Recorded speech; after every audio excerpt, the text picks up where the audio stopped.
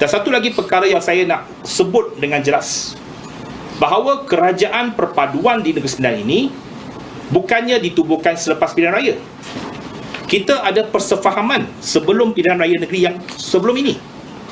Kerana pilihan raya negeri diadakan pada bulan Ogos 2023, selepas kerajaan perpaduan dibentuk di peringkat persekutuan.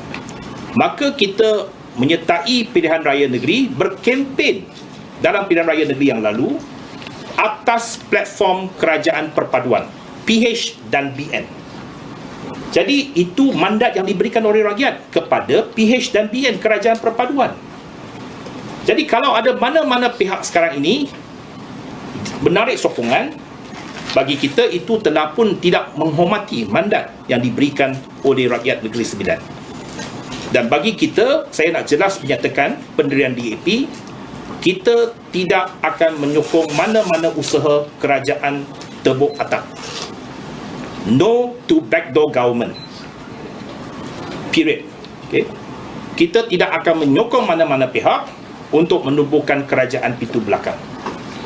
Ini kerajaan yang diberikan mandat oleh rakyat Negeri Sembilan, 17 Pakatan Harapan, 14 Barisan Nasional.